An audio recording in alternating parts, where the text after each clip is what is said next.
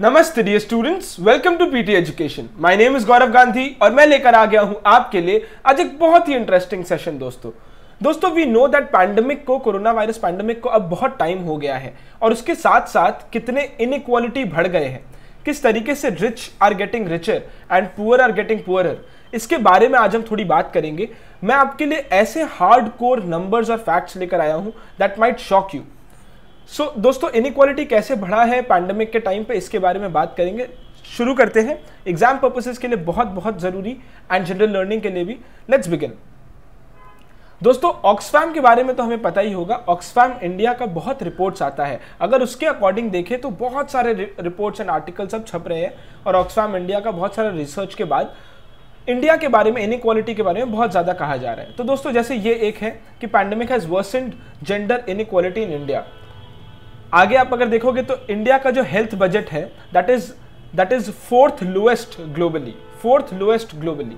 तो बहुत सारे ऐसे आर्टिकल्स हैं। तो मैं दोस्तों आपके लिए 7 नंबर्स लेकर आ गया हूं on inequality during the pandemic.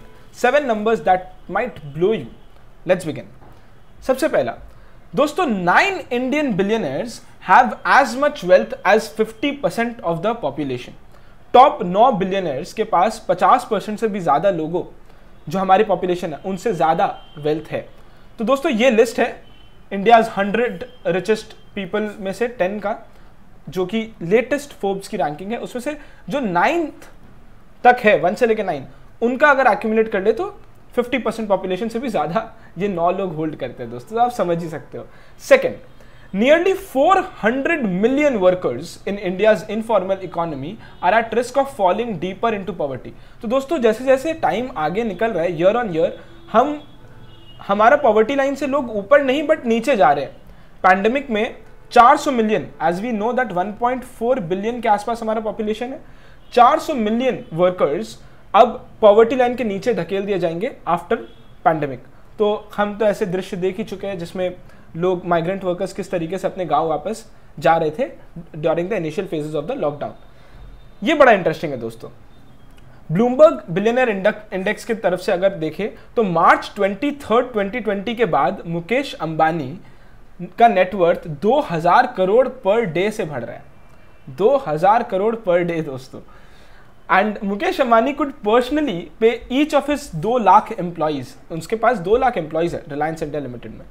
अगर उसमें से वो ईच एम्प्लॉय को 1.47 करोड़, मतलब 1.5 करोड़ के आसपास बोनस भी अगर दे दे आज, उसके बाद भी उनके पास उतना ही वेल्थ बचेगा जितना उनके पास मार्च 23 पैंडेमिक हिट होने के पहले था। Interesting. Fourth, India's richest 1% hold more than 4 times the wealth held by 953 million people. तो अगर आप टॉप 1% का बात करो, इंडिया के टॉप 1% रिचेस्ट पीपल का बात करो, तो 953 मिलियन पीपल जो है, टोटल 1.4 बिलियन, उसमें से 950 मतलब 1400 मिलियन, 953 मिलियन लोगों से ज्यादा वेल्थ टॉप 1% के पास है। अब दोस्तों इसी के साथ मैं आपके लिए क्वेश्चन लाया हूं। इस पर्सन का नाम क्या है आप बताइएगा कमेंट सेक्शन में, और इनका क्या कंट्रीब्यूशन रहा है इनइक्वालिटी के बारे में बताने में। वेरी वेरी फेमस पर्सनालिटी, और इनका 1-2 बुक्स के बारे में बताइएगा कमेंट सेक्शन में जरूर से। Number 5, 63 million Indians are pushed into poverty because of rising healthcare cost every year.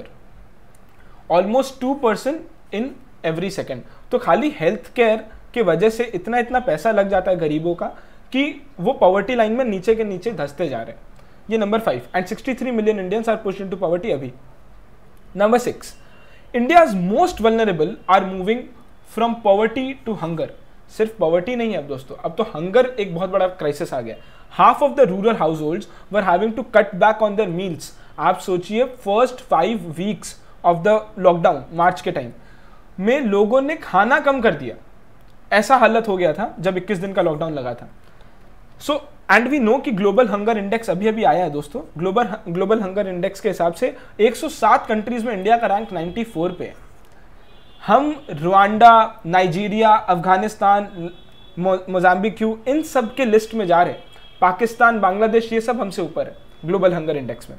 And number 7 and finally, ये एक बहुत इंपॉर्टेंट है और बहुत इंटरेस्टिंग है दोस्तों। इकोनॉमिस्ट एस सुब्रमण्यन के हिसाब से उनका एक सोल्यूशन है इस पूरे इनइक्वालिटी को लेकर। वो ये है कि अगर हम इंडिया के टॉप 953 रिचेस्ट फैमिलीज से 4% टैक्स ले ले तो वो is equal to 1% of our India का जीडीपी हो जाएगा।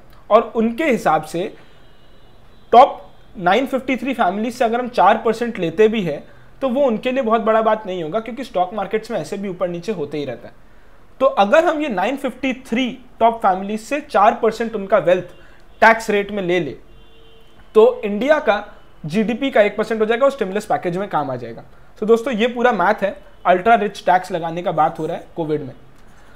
ये मैं आपके लिए आज एक क्वेश्चन लेकर आ गया हूं दोस्तों, ये आप कमेंट सेक्शन में आप अपना एनालिसिस दीजिएगा, आप इसके फेवर में हो, अगेंस्ट में हो, व्हाट आर द इंप्लीकेशंस, क्या ये करने से कुछ सुविधा बढ़ेंगी कि नहीं बढ़ेंगी, कि 4% tax on top 953 richest families 1% of GDP, इसके बारे में आप कमेंट सेक्शन में जरूर बताइएगा दोस्तों।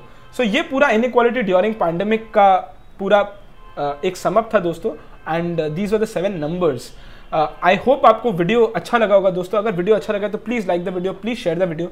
इसी तरीके से हमें भी और मोटिवेशन मिलता है दोस्तों, और लोगों तक भी पहुंचाइए, उनको भी बताइए इनइक्वालिटी ड्यूरिंग पैंडेमिक और ये 7 इंडिकेटर्स के बारे में।